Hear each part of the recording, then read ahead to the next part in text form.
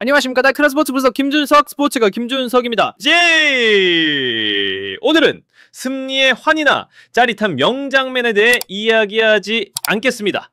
그 대신 우리는 한편의 길고 긴 비극에 대해 이야기해 보려 합니다. 무려 20년 동안 이어진 한 국가대표팀의 처절한 비극 말입니다. 한번 상상해 보십시오. 여러분의 모든 청춘을 바쳐 20년이라는 긴 세월 동안 가슴에 국가대표 마크를 달고 뛰었지만 결국 카메라 앞에서 저는 단 한 번도 성공한 적이 없습니다라고 씁쓸하게 고백해야만 한다면 어떻겠습니까? 여러분, 이것은 잘 짜인 영화 대사가 아닙니다. 바로 중국 축구 국가대표팀의 베테랑 골키퍼이자 주장의 무게를 짊어져온 왕다레이 선수가 직접 내뱉은 눈물의 고백입니다. 이 한마디는 현재 중국 축구가 마주한 처참한 현실, 그 적나라한 민낯을 그대로 보여주고 있습니다. 정말 믿기지 않는 현실입니다. 한 선수의 입에서 나온 말이라고 하기엔 너무나도 가슴 아픈 고백 아닙니까? 지금부터 저 김준석과 함께 20년간 이어진 이 기나긴 비극의 실체를 낱낱이 파헤쳐 보겠습니다. 채널 고정해 주십시오. 모든 거대한 둥그에는 그 시작을 알리는 작은 균열이 있는 법입니다. 그리고 2026년 월드컵을 향한 중국의 꿈을 무너뜨린 결정적 균열은 바로 지난 9차전 인도네시아 원정 경기에서 시작됐습니다. 당시 중국에게는 생존이 걸린 그야말로 벼랑 끝 승부였습니다. 비겨서도 안 되고 무조건 이겨야만 신라 같은 희망을 이어갈 수 있는 상황이었죠. 하지만 결과는 어땠습니까? 0-1 패배. 어떠한 변명도 통하지 않는 완벽한 패배이자 모든 희망의 불씨를 꺼뜨린 절망적인 패배였습니다. 양 팀이 팽팽한 영의 균형을 이어가던 전반전, 그대로 전반이 끝날 것만 같았던 바로 그 순간, 전반 45분이었습니다. 중국의 수비수 양쩌시양이 페널티 에어리어 안에서 인도네시아 공격수에게 치명적인 반칙을 저지르고 맙니다. 주심은 한치의 망설임도 없이 페널티킥을 선언했죠. 키커로 나선 인도네시아의 올레 로맨이 침착하게 골망을 갈랐습니다. 스코어 1-0. 자, 바로 이 장면을 보시죠. 왜 항상 중국 축구는 가장 결정적인 순간에 스스로 무너지는 것일까요? 왜 압박감을 이기지 못하고 이런 어이없는 실수를 반복하는 것입니까? 소위 이것은 단순히 한 선수의 실수가 아닙니다. 이것이야말로 중국 축구가 오랫동안 앓고 있는 고질병의 가장 확실한 증상입니다. 중요한 경기에서 집중력을 잃고 스스로 위기를 자초하는 이 모습, 3점을 잃은 것보다 더 뼈아픈 것은 바로 이 패배로 인해 월드컵으로 향하는 마지막 희망의 문을 스스로 아주 완벽하게 닫아버렸다는 사실입니다. 저희 월드컵 본선 진출국 수가 48개국으로 늘어나 아시아 티켓이 그 어느 때보다 많아졌음에도 불구하고 그들은 그 기회조차 잡아보지 못하고 또다시 꿈을 접어야만 했습니다. 정말 안타까운 순간이 아닐 수 없습니다. 하지만 여러분, 패배 그 자체보다 우리를 더 실망하게 만드는 것은 그 쓰라린 패배를 대하는 그들의 태도입니다. 그들은 자신들의 약점을 정면으로 마주하고 냉정하게 분석하는 대신 과연 무엇을 선택했을까요? 첫 번째 분석, 변명과 남핫, 프로답지 못한 정신상태.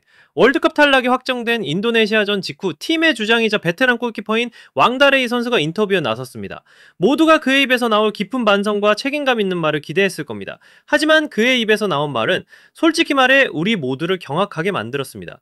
그는 우리가 통제할 수 없는 요인들이 많았다고 입을 열었습니다.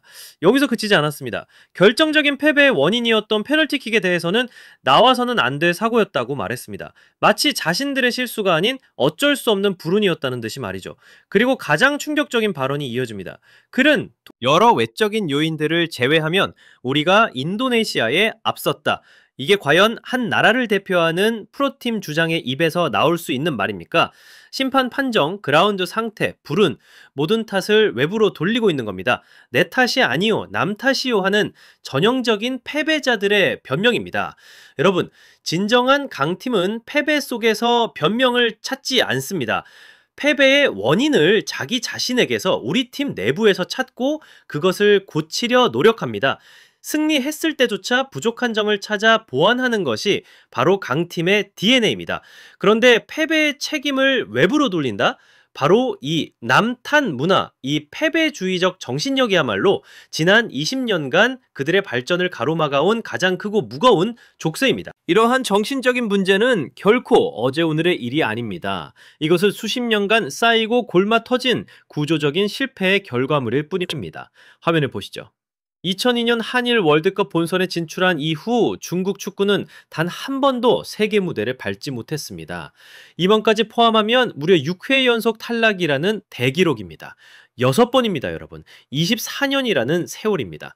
하지만 이번 탈락이 유독 더 뼈아프고 처참하게 느껴지는 이유가 있습니다. 바로 2026년 북중미 월드컵부터 본선 진출국이 32개국에서 48개국 체제로 확대 개편됐기 때문입니다. 덕분에 아시아에 배정된 본선 직행 티켓은 무려 8장, 플레이오프를 통해 추가로 한 팀이 더 나갈 수 있음이 8.5장입니다. 말 그대로 월드컵으로 가는 문이 그 어느 때보다 활짝 열린 겁니다. 그런데도 중국은 이 황금 같은 기회를 놓쳤습니다. 심지어 아시아 최종 예선에도 오르지 못하고 C조 5위라는 초라한 성적표로 일찌감치 짐을 쌌습니다. 이것은 더 이상 불운이 아닙니다. 이것은 명백한 실력의 문제입니다. 선수 선발부터 유소년 육성, 리그 운영까지 축구 시스템 전체가 무너졌다는 증거이며 축구 철학의 부재가 낳은 필연적인 결과인 것입니다. 이러한 총체적 난국은 경기력에서도 그대로 드러납니다. 모든 것이 결정된 후 치러진 바레인과의 최종전을 한번 볼까요? 일단 결과는 1-0 승리입니다. 하지만 그 내용을 들여다보면 고개를 갸웃하게 됩니다.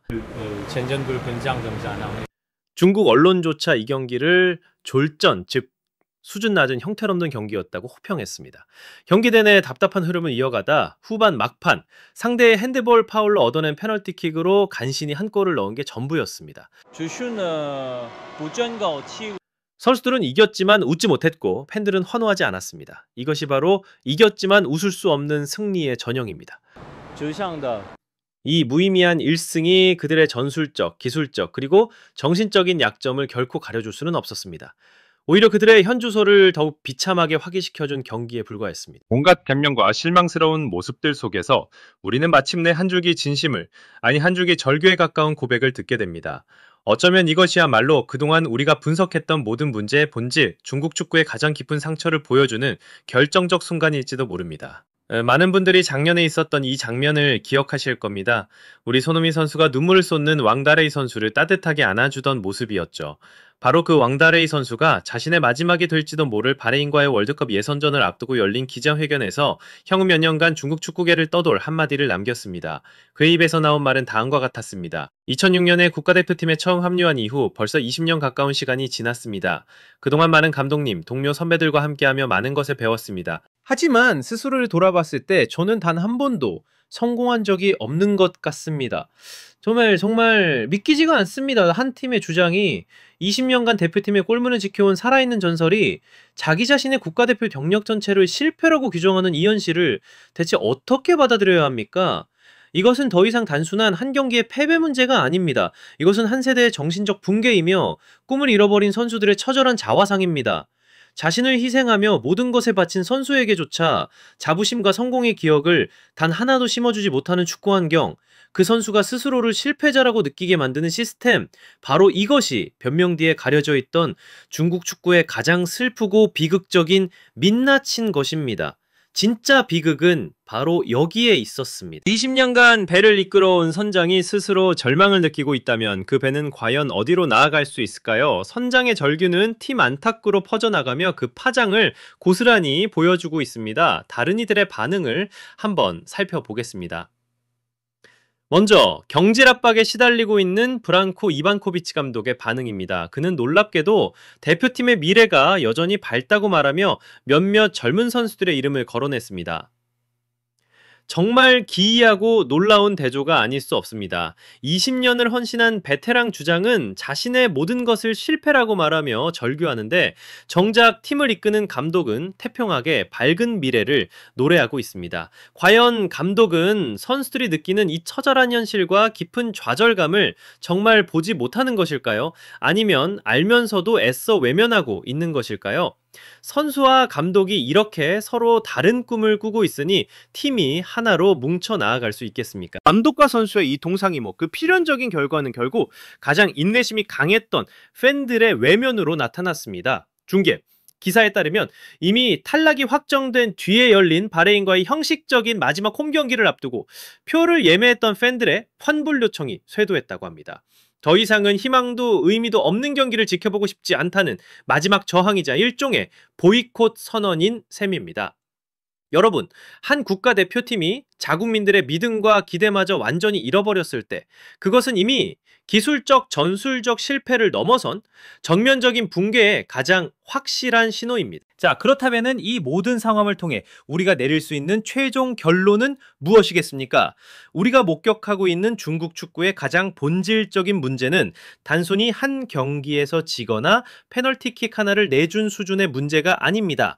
이것은 바로 머리부터 발끝까지 완전히 골마 터져버린 총체적이고 시스템적인 위기입니다. 첫째, 정신의 위기입니다. 패배를 깨끗하게 인정하지 않고 남 탓만 하는 책임감의 부재, 현실을 똑바로 직시하지 못하고 변명 뒤에 숨는 패배주의적 문화, 바로 이것이 그들의 정신을 병들게 하고 있습니다. 둘째, 실력의 위기입니다. 20년의 세월, 6회 연속 월드컵 본선 진출 실패, 아시아 티켓이 대폭 늘어나는 천금 같은 기회가 주어졌음에도 불구하고 그들은 여전히 세계의 벽은커녕 아시아의 문턱조차 넘지 못했습니다. 이것은 발전 없는 정체와 장기적인 전략의 완벽한 실패를 명백히 보여주는 증거입니다. 그리고 마지막 셋째, 가장 치명적인 믿음의 위기입니다. 20년을 헌신한 주장이 스스로를 실패자라고 칭하는 그 절망적인 자기 고백, 그리고 그들을 향해 이제는 완전히 등을 돌려버린 팬들의 냉담한 외면, 팀 내부의 선수도, 팀 외부의 팬들도 그 누구 하나 희망을 이야기하지 않는 팀, 모든 이가 희망을 잃어버린 이 배는 과연 어디로 향하게 될까요? 결국 왕 다레이 선수는 우리 모두의 가슴을 먹먹하게 만드는 마지막 한마디를 남겼습니다. 어쩌면 이 한마디가 중국 축구의 현실을 가장 아프게 요약하는 말일지도 모르겠습니다. 그는 이렇게 말했습니다. 호쪽, 언젠가 제가 대표팀을 떠날 때 좋지 않았던 것은 전부 제가 가지고 떠났으면 좋겠습니다. 후배들에게는 도움이 되고 유익한 것만 남겨주고 싶습니다. 호족 제가. 엄청난 책임감과 동시에 깊은 무력감이 느껴지는 참으로 안타까운 말이 아닐 수 없습니다. 한 선수의 헌신적인 경력의 끝이 이토록 슬퍼서야 되겠습니까? 호족제가. 여러분, 국가대표팀은 단순히 경기장에서 뛰는 11명의 선수가 아닙니다. 그것은 한 국가의 정신력, 승리를 향한 불굴의 의지, 그리고 국민들의 염원을 상징하는 존재입니다. 가슴에 국가대표 마크를 단다는 것은 그 자체로 최고의 영광이자 무한한 자부심이어야 합니다. 바로 우리의 자랑이어야 하는 겁니다. 호족제가. 진정한 강팀, 성공하는 대표팀은 현실을 인정하는 용기, 끝없는 노력, 그리고 결코 포기하지 않는 강인한 정신력 위에서 만들어집니다. 호족제가. 20년간 이어진 중국 축구의 이 비극에 대해 여러분은 어떻게 생각하십니까? 그 가장 깊은 원인은 어디에 있다고 보십니까? 여러분의 날카로운 의견을 아래 댓글로 자유롭게 남겨주십시오. 호도, 오늘 분석이 흥미로우셨다면 좋아요와 구독 버튼 그리고 알림 설정까지 꼭 부탁드립니다. 가장 뜨거운 축구 소식, 가장 깊이 있는 분석으로 다시 찾아뵙겠습니다.